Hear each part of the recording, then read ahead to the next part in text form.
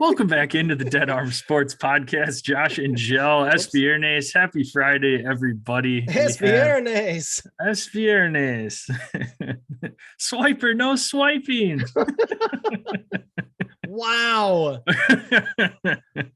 Holy crap. We've got a fun episode for you. Going to talk about the Week 10 NCAA slate and also NFL Week 9 slate, along with our upsets of the week. Drew Locks. Going to kick it over to you, Jill, to open up the show. I don't have a whole lot to say, but you're rocking your Dallas Stars hat, and want to hear about your sports-filled weekend. Took in a Stars game and a Cowboys game. We didn't touch on it too much last episode, so I wanted to give you the floor here to share your weekend.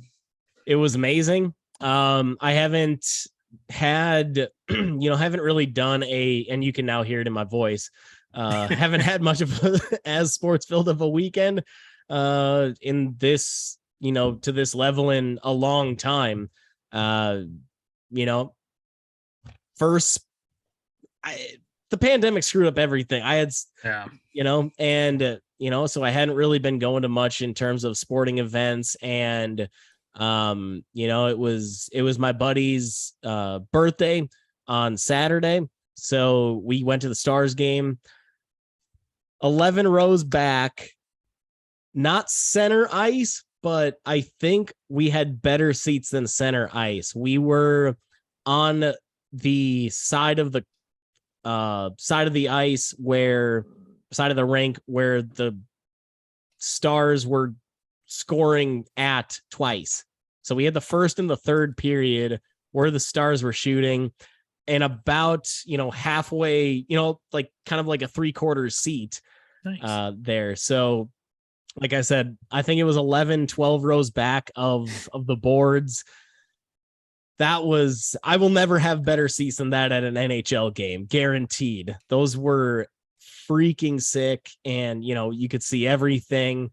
The first goal that went in for the Stars, puck straight into the net within the first couple minutes. Of course, beginning of the second period, my buddy while we were in intermission between the first and second period, lines were super long. My buddy wanted to go get some food, so we're standing in this line for freaking ever.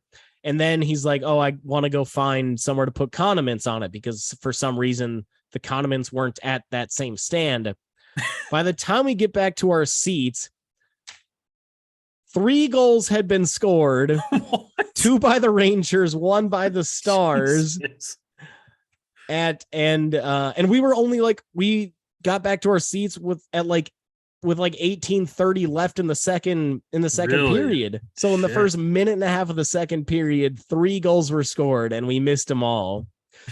Which we as we were walking back, we just heard the crowd go, because there were a ton of New York Rangers fans there.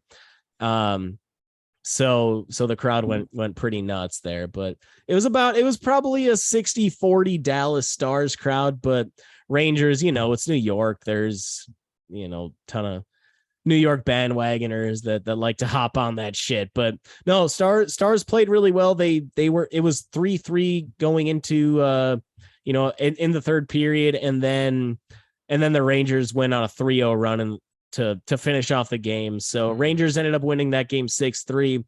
I find out after the game that 4 of my other friends were at that game that I didn't even know about. And then I went to the Cowboys game Sunday for their noon game with one of those buddies. For the noon game against the Bears. 50-yard line tickets. Granted, we were up kind of in the, pretty far up.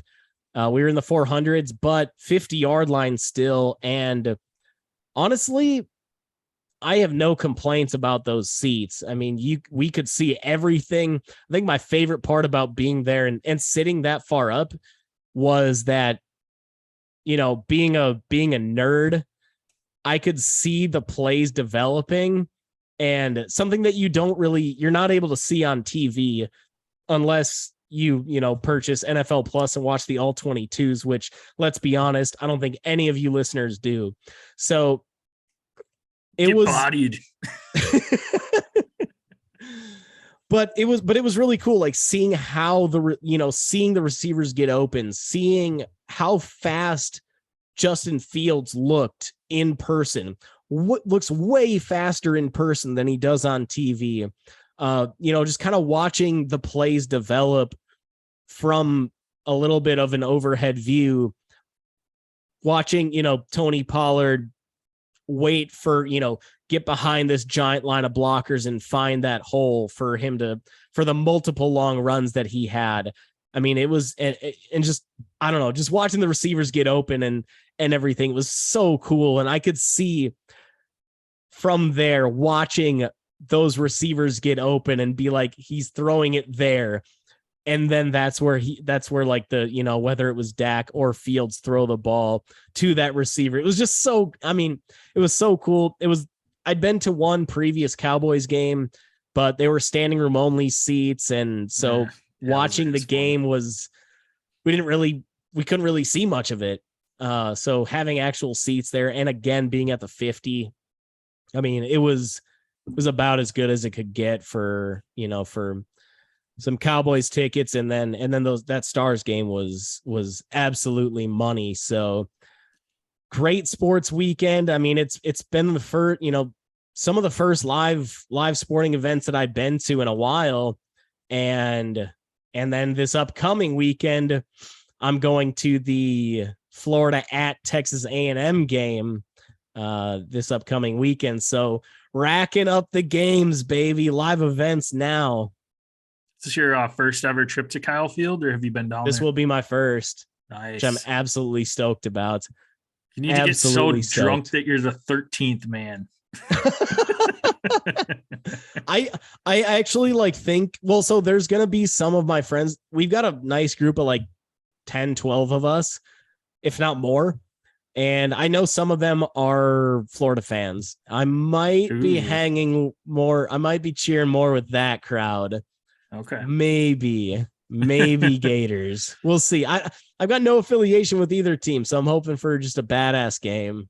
Yeah, should be a good one. We'll see if A&M can turn it around here. Connor Wegman looks like the part for A&M so far. So having him, he's looked better than Haynes King ever has already, and he's only played a couple games, but he looked great against Ole Miss last weekend. And I shouldn't say great, but better than Haynes King. Mm-hmm. Not that that's saying much. And I thought he looked better than Max Johnson's couple games that he played, started for A&M as well. So, big hype towards Connor Wegman.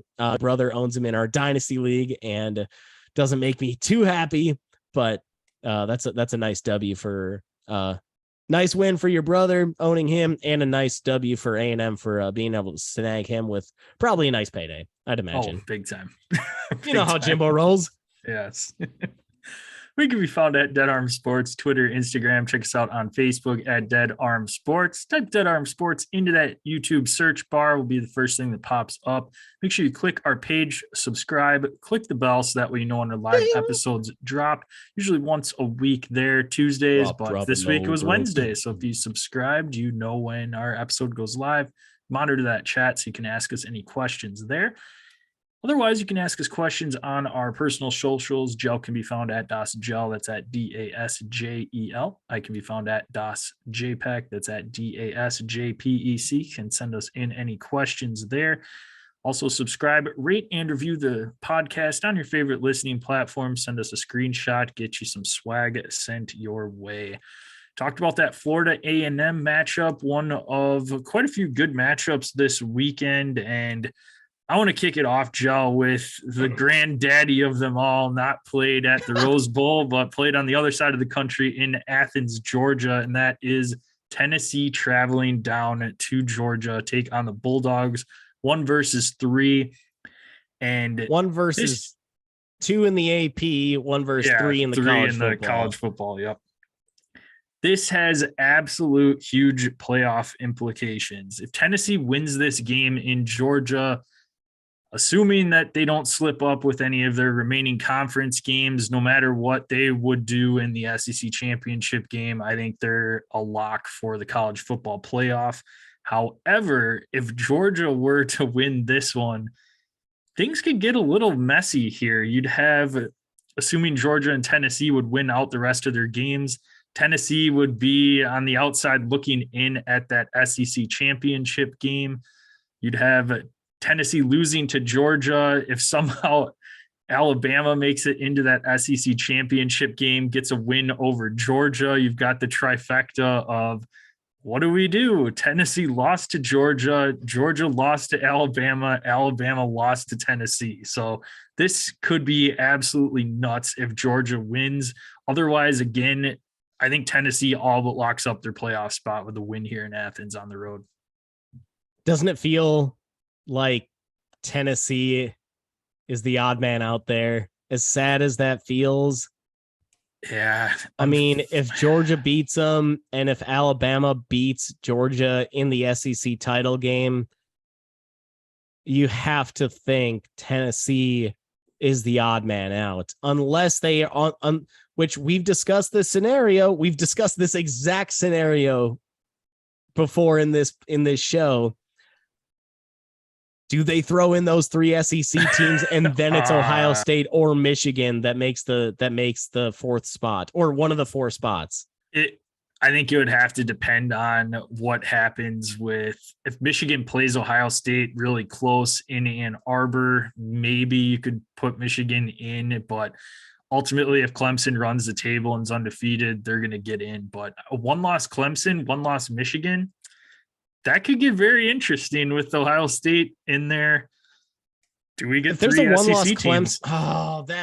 Okay, if Clemson loses, I think they have to go. They're out. Clemson has to win out to make the playoff, I think. If Ohio State wins, obviously if they run the table, they're obviously in. Yep. What do you do if a 1-loss 10 if you got a 1-loss Bama, a 1-loss, no, shoot. What would it be? 1-loss Bama, 1-loss Tennessee, 1-loss Georgia, a 1-loss Clemson, a 1-loss Michigan, and a 0-loss TCU. Here we go, baby. This is college football. Oh, man. I mean, I think if you're undefeated, I think you're going to get the nod. But I don't know how you would decide between those 3 SEC teams who gets in. I think Alabama's in a decent spot with that, as much as I would hate to say it, just only a 3-point loss in Tennessee. But if Tennessee can keep it close in a loss at Georgia, maybe Tennessee gets in over Alabama. At Georgia too. At Georgia. So yeah. I don't know. It'll be interesting. It would not shock me if it's 3 SEC teams, that. Honestly, and that sucks. Yeah. But okay, but let's just play this out. Ohio State finishes undefeated. TCU finishes undefeated. And those 3 1-loss teams, would you take TCU over Bama in a close loss? Bama beating Georgia, close loss to Tennessee. Probably not. I don't know. Those 3 SEC teams, that's a realistic possibility here. If Tennessee hangs in there with Georgia, even in a loss. Yep. Especially when that's on the road. Yep. Georgia star linebackers out for the season too. So we'll see what implications are there for that defense. But I mean, I don't remember a bigger game than this one in the past few years. I mean, I know we've had some top 5 matchups, but this one just seems just absolutely incredible. You've got the defending national champion, Georgia Bulldogs, undefeated, never lost.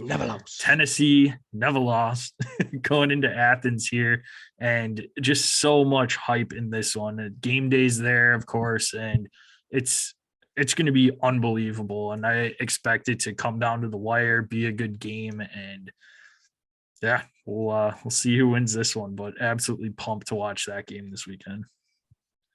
All right, I want to move over to the Big 12. Texas, Kansas State. Texas at Kansas State. And Texas in the college football playoff rankings, ranked 24. Kansas State ranked 13. Again, this is at Kansas State. Texas is a 3-point favorite. Do you feel that's appropriate? And how do you see this game playing out? Both teams right now, or K-State is 6-2. Texas is 5-3. Texas has their losses, though, have been strong. They lost to TCU and they lost to Alabama. They did have one very ugly loss, but they've had some nice wins. Kansas State obviously just wiped the floor with Oklahoma State. So, I mean, how do you see this game shaking out? Do you see a 3-point favorite for the Longhorns being a shock given the rankings at this point? And, just let me see your thoughts on that. Yeah, especially with Texas coming off of that overtime loss to Oklahoma State a couple weeks back. Kansas State looked really good last week, obviously, against that Oklahoma State team, 48 zip. Yep. I'm ahead. I'm 48. But I'm losing 48.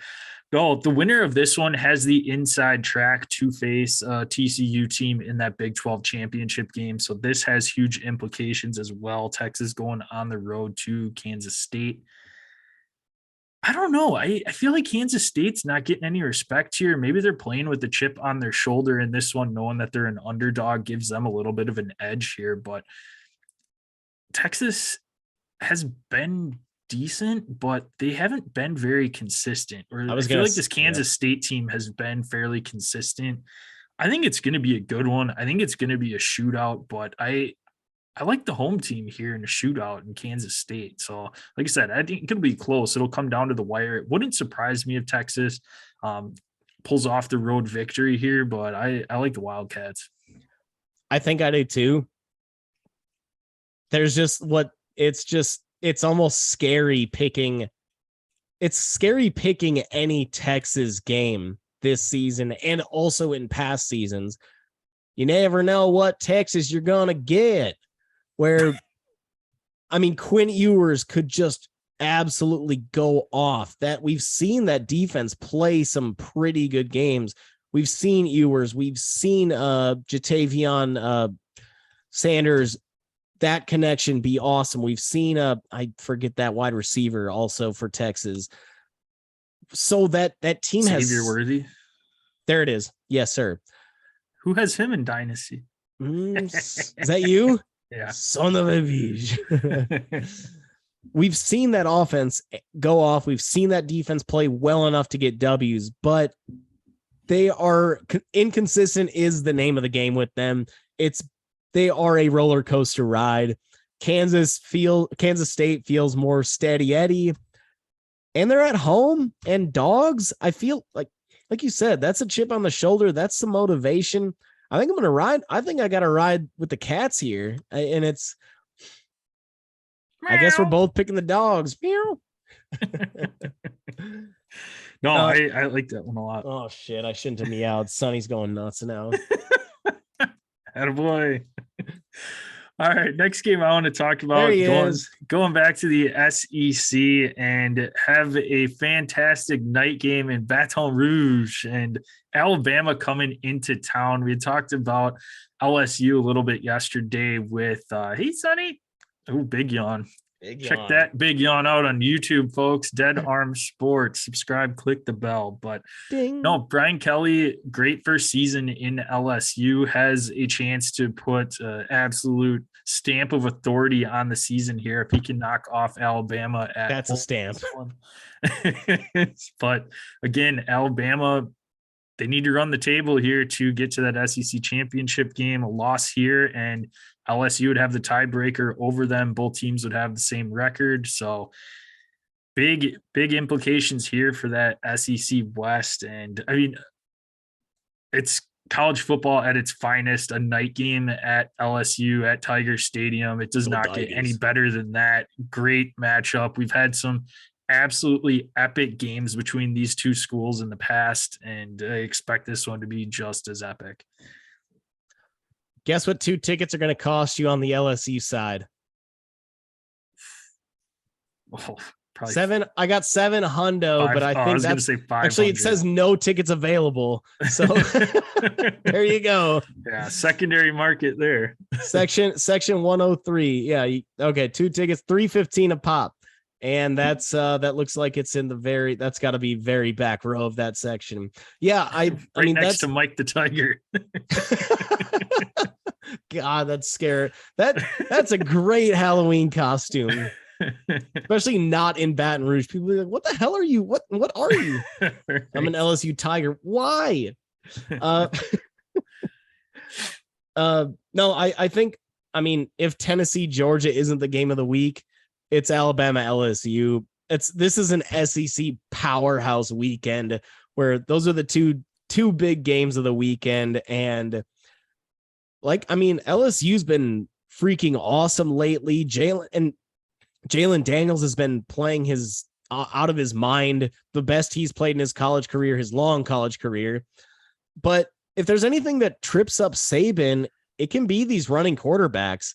We saw Hendon Hooker, mobile quarterback, who has caused problems. Deshaun Watson in the past at Clemson caused problems for Nick Saban. Nick Saban comes from this Bill Belichick coaching tree, and Belichick has also struggled with mobile quarterbacks. So there's that weird connection with 2 of the best defensive coaches between the pros and the college ranks. Probably the best college and the best professional coach we've ever seen in Saban and Belichick. And their kryptonite are these mobile QBs, which the LSU quarterback is. So we might be in for a major treat here. I don't see how, I mean, it's going to be tough to think how Saban kind of lets this game slip. And a lot of times, you know, when Saban's teams are down a little bit in the rankings, that's when they're the most focused. That's when Saban can get the most out of his players. So I think ultimately, unfortunately, I probably see Alabama winning this game, but I think it could be a little bit of a tighter, low-scoring game where we see LSU maybe in the final 5 minutes has a shot at a tying possession, and Alabama just is able to squeak one away or get a pick to clinch it. That wouldn't shock me, but I think it's going to be and I think it could be neck and neck through the first 3.5 quarters. I just see Alabama ending up coming out of Baton Rouge with the dub. I guess let's skip over to the Pac-12 here, and I want to take a look at this Arizona-Utah game. Arizona hung in there all game last week with USC, losing 40. USC ends up winning against Arizona 45-37. Arizona, though, puts up mad points, clearly. I mean, they put up good points against Ole Miss in the past. I mean, that's all that Arizona's any good for is that offense. Where Utah struggles or has struggled in the past, yes, they have the ability to put up points, but most of their game is focused on, playing rock solid defense and trying to shut down the other offense. So if Arizona gets it rolling, though, and Utah's forced to put up points, I might have to put Utah here on upset alert. This would be a massive upset given that Utah is a top 10 team right now in that college football rankings. But if Arizona can play the way that they did against USC last weekend and put up those types of points, I think Arizona might have a legitimate chance to take down Utah here. Yeah, it'll be interesting. It's a home game for Utah, so they're already up against it a little bit.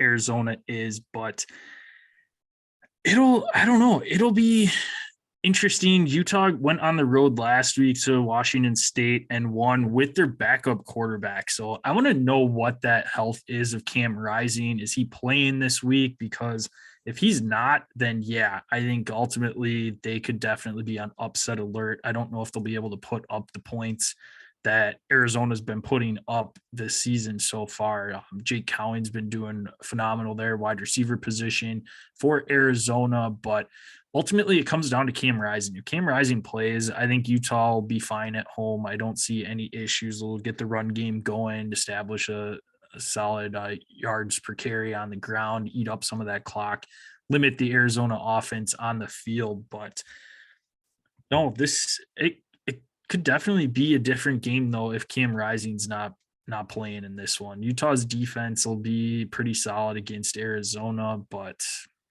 we'll see. One of the more fun Pac-12 slate games this weekend, not a ton from there, but I think the last game I want to jump into here is Clemson at Notre Dame. This is, to me, Clemson's last chance to lose this regular season. And last time they'll be on the road.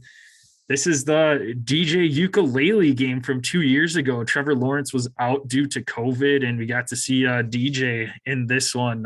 Also strange that Trevor Lawrence had tested positive for COVID, but yet was still on the sideline in this one. So also, there's no rule. There were no rules for the South. Very interesting. Yeah. But no, Notre Dame coming off of the ass kicking at Syracuse last weekend, and Clemson struggled a little bit against Syracuse. So we'll see if Notre Dame can knock off Clemson here. Clemson could definitely be on upset alert this weekend with a tough road test in South Bend. But I mean, for me personally, really pulling for Notre Dame in this one because I don't know that Clemson has any business being in that college football playoff, and this would ultimately probably eliminate them from CFP contention. So definitely pulling for Notre Dame in this one. Also curious to see, does DJ bounce back from being benched? Had the bye week this last week. Clemson was off. So curious to see, how does he start off the game? How does he look? And if he's not, how short of a leash is he on right now with Cade Klubnik biting at his heels?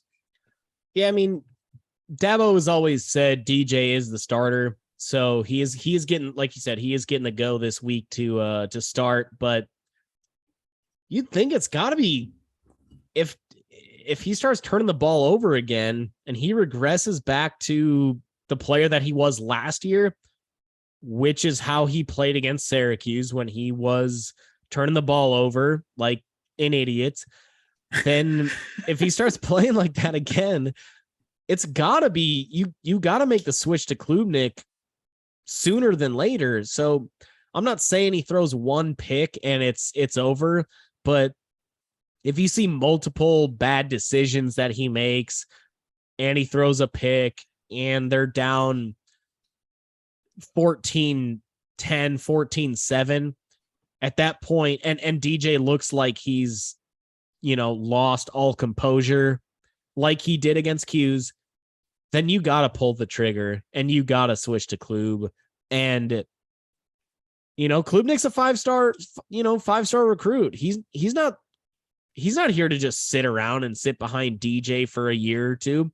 He's ready to play. And if you've watched him, that game against Florida State was kind of his coming out party. Granted, it was in a blowout and probably against a lot of backups, but he looked really good there. And then he led that comeback against Syracuse, not due to much of what he did through the air. I believe he only threw 6 passes, but he commanded that offense, got the ground game, got running. It gave Clemson a little bit of additional juice, a little new energy. And if Clemson comes out flat and DJ looks like he's not on point, you got to make that call sooner rather than later. Like you said, Notre Dame took care of business against Q's, and DJ struggled against Q's. So I think that's a game to there. It's a strong slate. I mean, SEC, this game, Texas, Kansas State. I don't need to have 9 great college games. If I got 4 or 5, I'm a happy camper. As long as they're not all in the same window, that's for sure. That's absolutely true. Helps. Any other games you want to dive into, Joe, before we kick it over to our upsets of the week? Let's talk upsets, baby. All right. So we were both 0 for last week. Rutgers did not pull off the win over Michigan, and 31 zip. Yeah, that's not great. Bad ends my upset streak though. Yes. Had 3 straight, was going for gold there, and the Golden Gophers ended it. So mine fared a little bit better. Nebraska did have a 9-6 lead over Illinois at one point in time, but ultimately that was the end of their scoring for the day and got killed. But hey, yeah, at least you scored. I did. I'm on the board. Hard to win without scoring. Yeah, so Jill has the 3-1 lead. If you're new to the segment, each week we pick an upset pick of the week. Has to be somebody that is a 7-point or greater underdog. 7 to 13.5 points. If you pick a underdog in that range, you get 1 point. 14 to 20.5 is worth 2.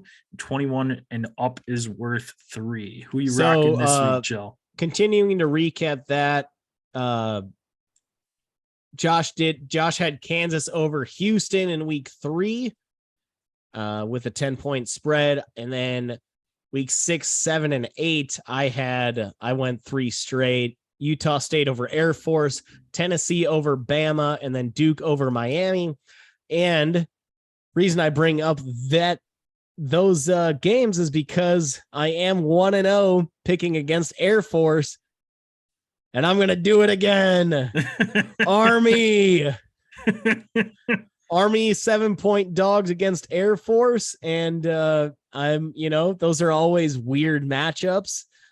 But Air Force, the reason I picked against Air Force previously was because they were going through a little bit of turmoil in terms of roster turnover and everything. Now we're talking a month later. And so I'm sure that turmoil is not as hot, but Army Air Force games are always, it's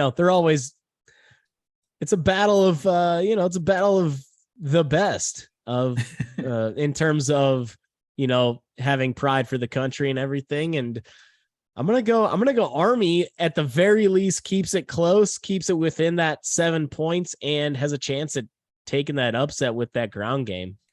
Love it.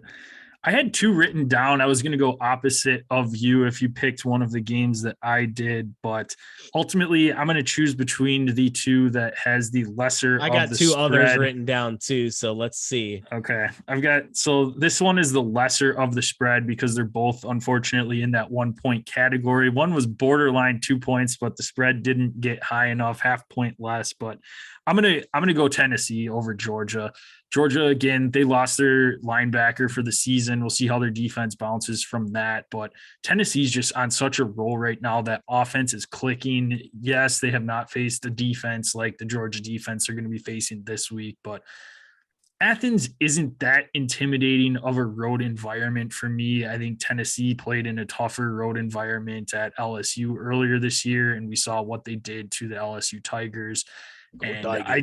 I think Tennessee's just rolling right now, and they're 8-point underdogs. And I think it's a little bit of disrespect. I get it. Georgia is the defending champions. It is in Georgia this week, but ultimately I like Tennessee. Other game that I was going to pick, if you were to have picked that Tennessee matchup, Jill, I disagree with your take a little bit earlier on, and I think LSU is going to ruin Alabama's playoff chances. Damn, Zaddy. So that was the other one I was going to go with. They're 13.5. If it would have bumped up to 14, I would have locked that one in for 2 points. But that's a lot. Ultimately, I'll stick with the 8-point deficit for Tennessee this week and roll with the ball. Yeah, I had Tennessee over Georgia written down. The other one that I was looking at was if I wanted to go 2-pointer, Michigan State over Illinois. Yeah, I like coming that one off too. That controversy. Yep, that was another one I going liked for too. The 2-pointer there, thinking, hey, they're going to be all riled up and ready to show what they're made out of, but ended up having to try to go 2-0 against Air Force, which sounds horrible. But hey, I'm rooting for Army this time, so I'm still a Patriot. Go Army, beat Air Force.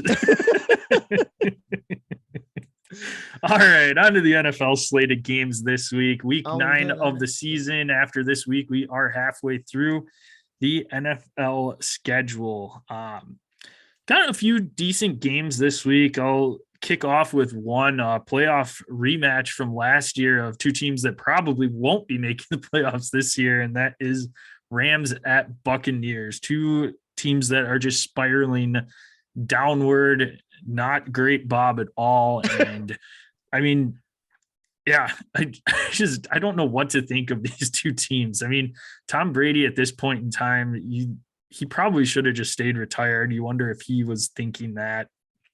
And the Rams they just can't get anything going. And what does the future hold for Sean McVay, Aaron Donald? I mean, as they keep losing games, to me, it just seems more and more likely that we're going to see some huge change in the Rams look for going into next season.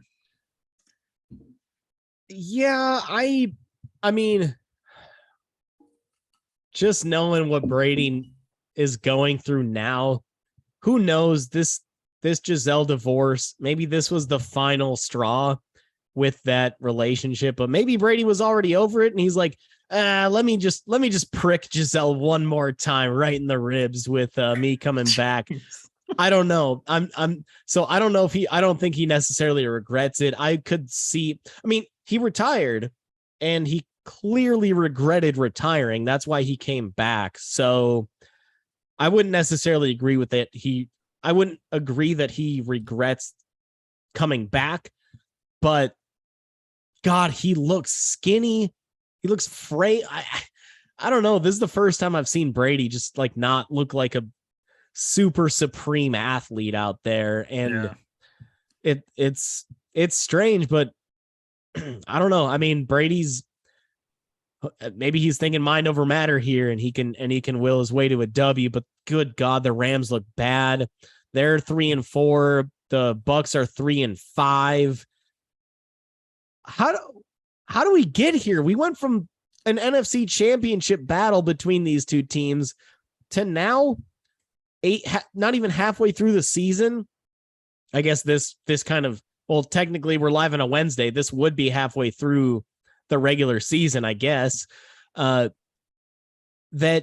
we're looking at two teams that, God, do they even have a chance for the playoffs? I mean, the NFC wild card is not that it's definitely attainable, but they don't look like playoff teams at all. I mean, I'd say the Rams look worse than the Bucks do at this point. Yeah, I would say if I had to say which team I thought was going to still had a shot at the playoffs, it'd probably be Tampa Bay at this point. I think ultimately the Rams have an uphill battle in that NFC West. Well, Seahawks have been playing well. We'll see once they start getting into the nitty gritty of this, playing San Francisco, playing the Rams, and kind of seeing where they stack up with the rest of the teams. But ultimately, I think San Francisco, with that CMC trade, that puts them over the edge. I think their offense is going to be elite towards the end of the season, be one of the better offensive teams in the NFC. And that NFC South is weak. I mean, we talked about it on the last episode. That's why Atlanta is winning the division right now. Tampa is they're still in this if they can turn it around, but they've got to get that offense going. I mean, what was it, 2 weeks ago, losing 21-3 to the Carolina Panthers? The Panthers. They 3 points. Like, what do you mean, the Panthers? What is going on? We're talking about the Panthers. I'm a Panther. I'm 40.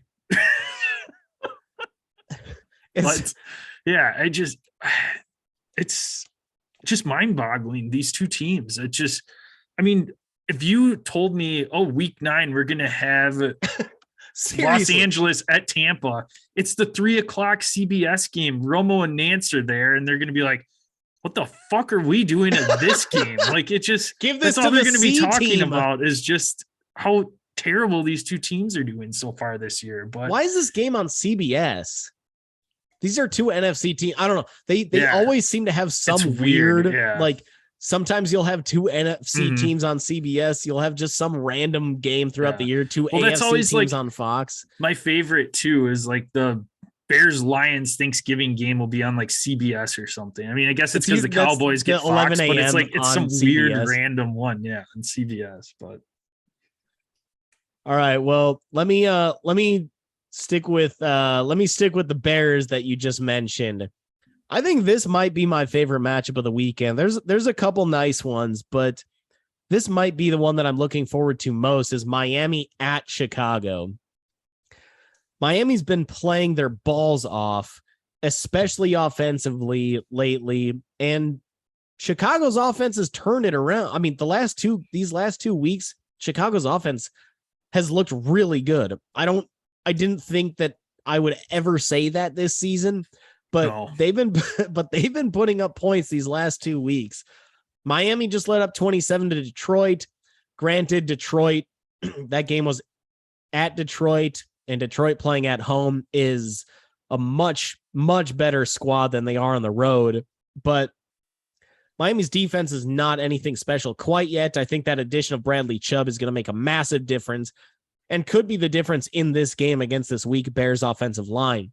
But I think that Chicago, the way that Chicago's been playing offensively, and their defense has been strong as well. I mean, last week, yes, they did give up a shit ton of points to the Cowboys, 49, but it's still the Bears, and you got a defensive head coach. I think that I just think that this is going to be it's just a fun matchup. It's Tua, it's Justin Fields, it's, two quarterbacks that have started to look a lot better lately, but we're still kind of sitting there like, was Tua the right pick over Herbert? I think we all say no, but is he a franchise quarterback? Probably, but we'll see. Like I had mentioned on the previous episode, reminds me of Jimmy Garoppolo versus the Bears and Justin Fields. Jury's still out. We'll see if Claypool's able to get involved for the Bears and just see that Bradley Chubb impact on Miami. So 2 massive pickups for each team, and I want to see their involvement. Yeah, and Mike McDaniel came out, said Bradley Chubb, Jeff Wilson Jr. are going to be able to get worked into that offense and defense respectively this weekend. So, and I would imagine Claypool came over past his physical today. Again, we're recording on a Wednesday, and sounds like he'll probably get worked in, probably have a few set plays. I wouldn't expect a full go at all, just coming over and having 3 days of practice prior to a Sunday game. That'd be a little tough. Can't expect much there, but I'd imagine they get him some design plays this week as well. But yeah, ultimately, this should be a pretty decent game. If you told me a couple weeks ago, I would have been like, no, but the Bears have shown signs of life on offense. We'll see.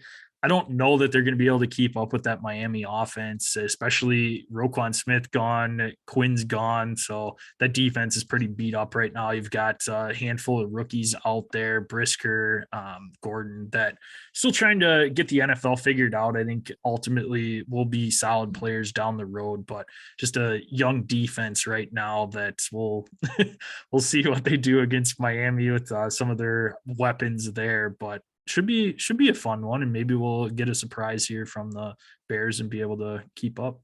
I'm looking forward to seeing if Eddie Jackson is going to be able to make a difference in this game. He picked off Dak last week.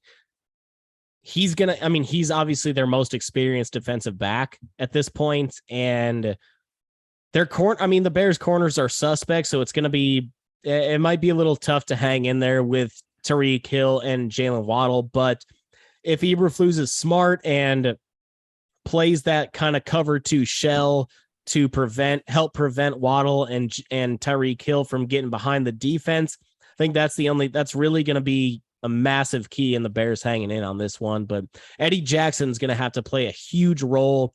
He's going to probably have to have a pick or a strip tackle at some point. I mean, we've seen Waddle have 2 fumbles in one game.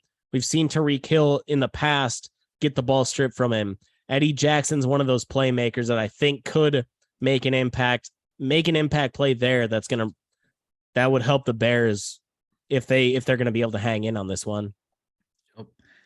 Next game I want to talk about is one that is similar to the Seahawks-Giants game from last week, and that is the Titans at the Chiefs. Titans are leading the division right now, a surprising 5-2, and they're going to get a rude awakening heading into Arrowhead this weekend. The Chiefs are going to just absolutely destroy them. Had news today, Derrick Henry did not practice, a little foot injury there, so we'll see on what his status is going into this matchup. If he's not there, this one's going to get really ugly, but ultimately, I'm curious to see. Kadarius Toney was traded over 2 weeks ago. Yeah, we haven't been able to talk much baloney this year so far because he's been absent. Yes, but he's been AOL. Fun fact, all of a sudden he gets traded from the Giants, and guess what?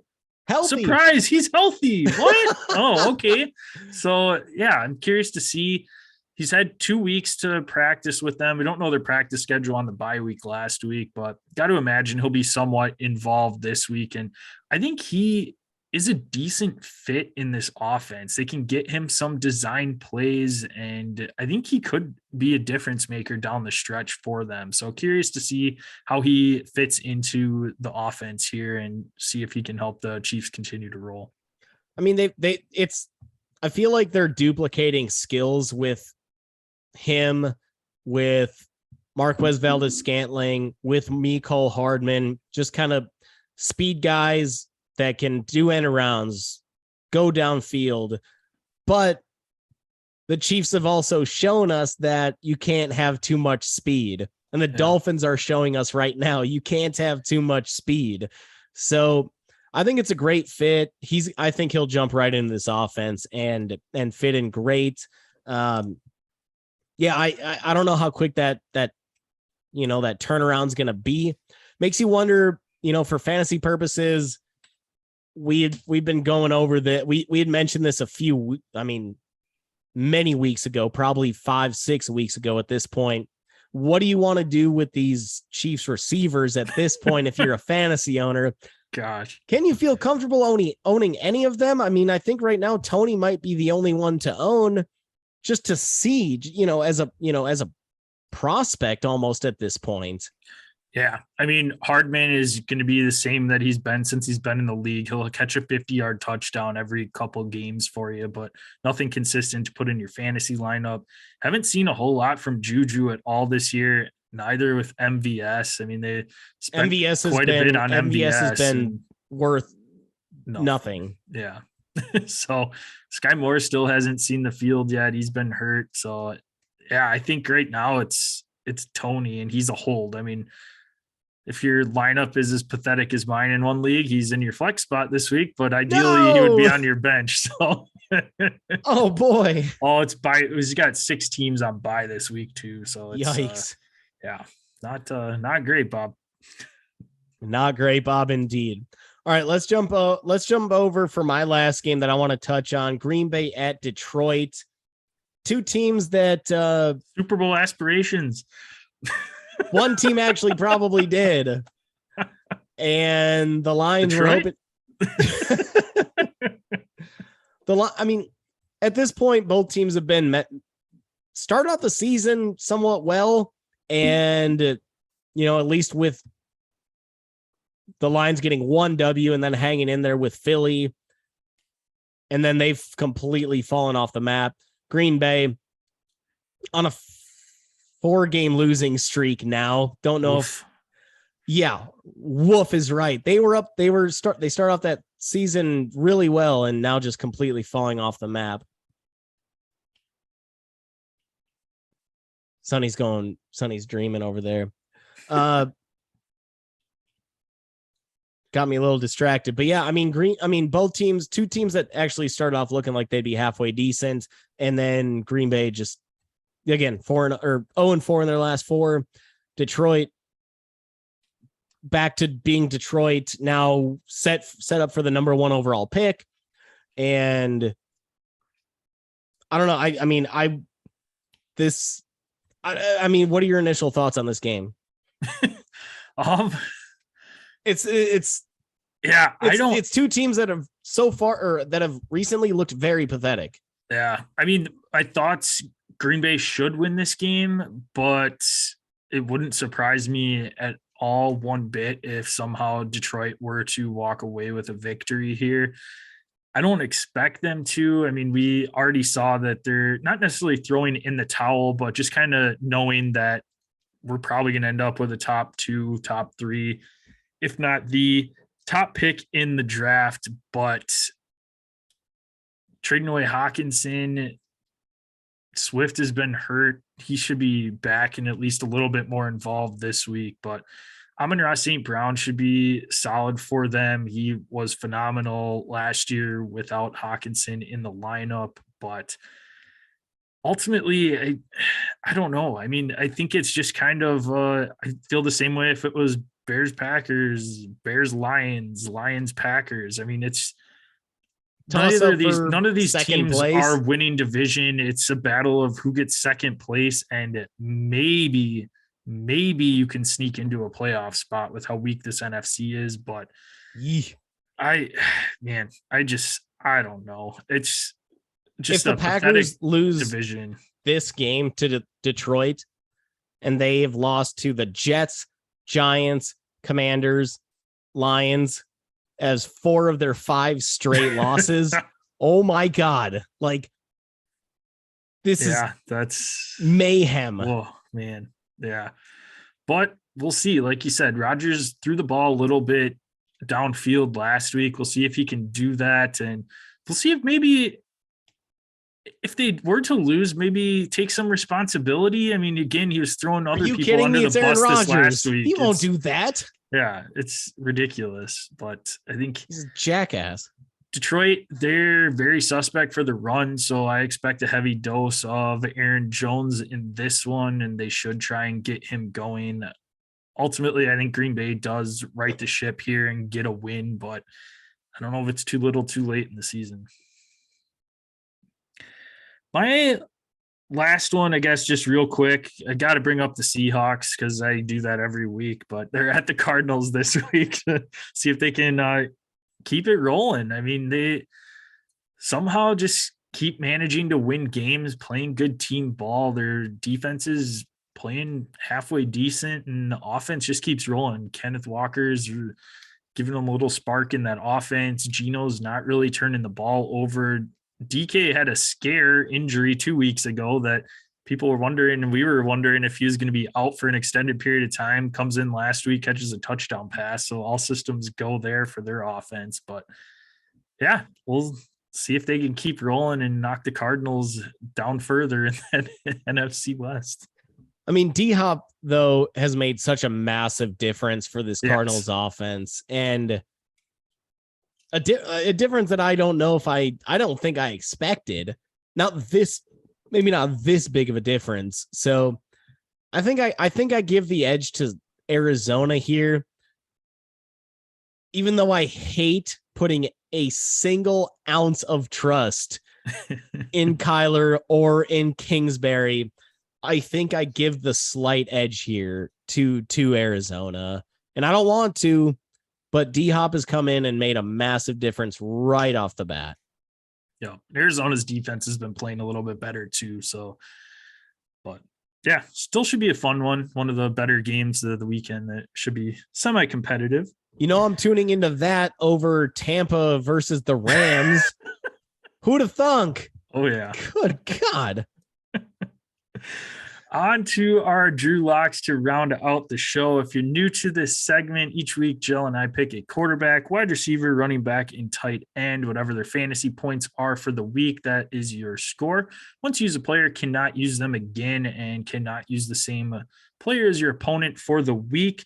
Had quite the battle going into this last week, and then Jill decided he was going to set an all-time record, put up 63 points between Derrick Henry, AJ Brown, Jalen Hurts, and whoever he had at tight end. They didn't put up a ton of points, but between those 3 guys, absolutely dominated. So I had I think commendable 20-some points, but ultimately 30-some point deficit right now. Oh, it's 27 points, big dog. Oh, all right.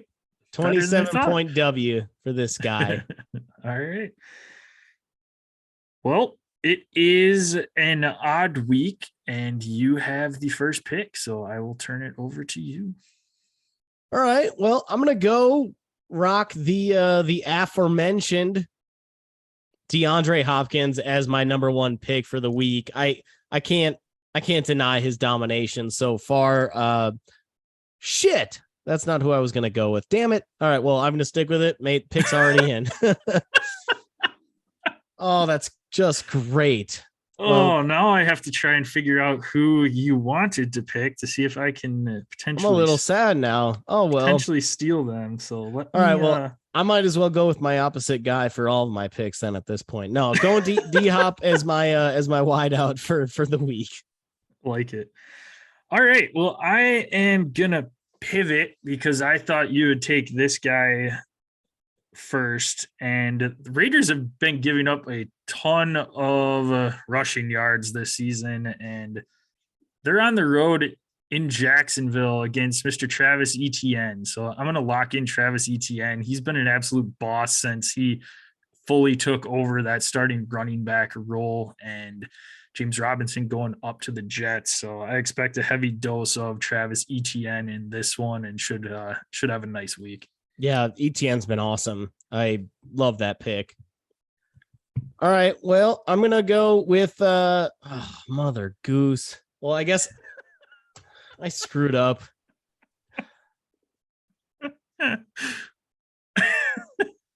This is great. All right, well, I'm just gonna lock in my tight end then. God, all right, I'm gonna go mega stack here. Zach Ertz. Oh baby, Zach Ertz against Seattle as well. I like it. We talked Seattle has given up a lot of points to the tight end position. I think I rolled with Zach Ertz earlier in the season, so unfortunately I did not have the choice of him this week, but I like that pick. I am going to go with the person I was going to pick number one here this week, and we talked a lot about this matchup. I think there's going to be hella points given up at Soldier Field this weekend. No! I'm going with Tua. Tua. Tua, I think, is going to have a very, very nice week against that Chicago defense. That's a little bit battered right now with some of their trades. So I'll lock in Tua, and I assume I know where you're going with your quarterback pick this week. Since big old Dr. K, Kyler Murray.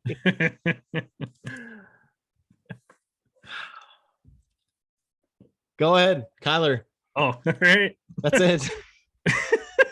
Please tell me you're going James Conner for the ultimate stack for running back, Joe. You took ETN. No, you for the ultimate stack. No, shoot, that's tempting now.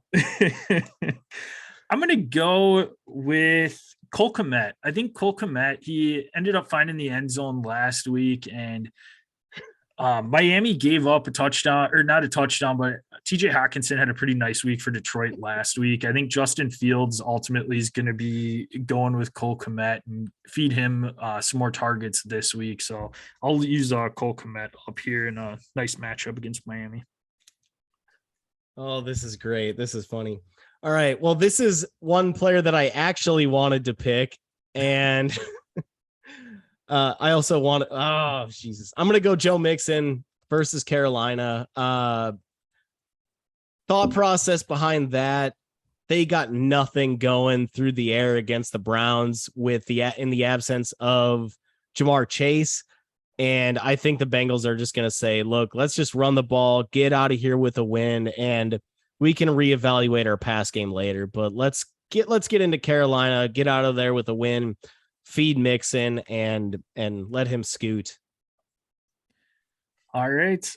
Well, you had talked about the Bears' weak secondary earlier on in the episode. Going to go with my stack here, lock in Tyreek Hill. And I think he's going to have a pretty solid week here against that Bears' young secondary, especially if Eddie Jackson's not helping out their cornerbacks and putting a little double coverage on Tyreek. I think he could definitely break off a couple of monster touchdowns this week in Chicago. So I'll lock in Tyreek here for my nice quarterback wide receiver stack. So I was going to go Jalen Waddle to a stack. That was my plan. I was going to take Waddle number one overall and then stack Tua, but okay. And then my Ertz pick would have made a lot more sense. But since I already picked Hopkins, I'm like, screw it. Let's just go balls in. Oh, this pisses me off. Oh, well, I got a nice commanding lead. Hey, let's go Cards. I'm going to love when that Seahawks Cardinals game is like 3-0. I just have a feeling it's going to be. Damn it. Idiot. This is my chance to climb I wrote down in. Hopkins, then I wrote down Waddle, and I put a star next to Waddle, but I said Hopkins. All right, well, sweet. I got Tua and D-Hop, or Tua and Jamal. Jesus, Tua and Jalen Waddle for later in the year. Yep. I am flustered. I am rattled. This is bad. Tune in next week. Get this episode over with. Find out if I was able to close the gap. Jeez. We can be found at Dead Arm Sports, Twitter, Instagram. Check us out on Facebook at Dead Arm Sports. Be the first thing that pops up. Type Dead Arm Sports into that YouTube search bar. Subscribe. Click the bell. That way you know when our live episodes drop.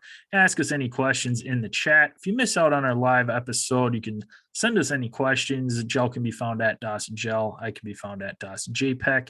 Can send us questions there. Subscribe, rate, and review the podcast on your favorite listening platform. Screenshot that bad boy, send it over to us. We'll get you some swag sent out for free. Gel, what are some of those listening platforms they can screenshot or review at? Find us on Apple Podcasts, Spotify, iHeartRadio, and Google Pods. Make sure to subscribe, rate, and review to those, whatever your chosen listening platform is. Take a screenshot of that written review, send it to us on our socials at Dead Arm Sports on Twitter, Instagram, or on Facebook. Also, make sure to subscribe to our YouTube channel. Search Dead Arm Sports. You'll find us right at the top of your search bar. All right, that will do it. We'll see if Gel is in full tilt mode with his Drew Locks. I'm already there. Sunday, maybe he can live tweet when that matchup's going down. But well, appreciate everybody out there listening. If you could help us out, tell somebody you know about the podcast, help us spread the word the old-fashioned way by word of mouth. That would be much appreciated. And we'll go ahead and get you more content. We'll be back next week to recap this awesome NCAA slate and also the NFL. Looking forward to kicking my feet up.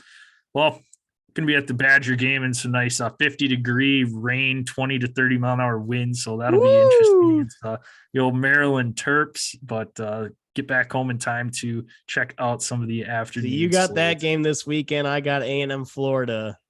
Yes, sir. Gonna be a sports heavy weekend again. Yep, sure is. Close her out, Jill. Hopefully this number 1, number 2 matchup, Tennessee Georgia, is just like the previous game of the century back in 2011 when LSU beat Alabama 9-6. Let's go. Let's go.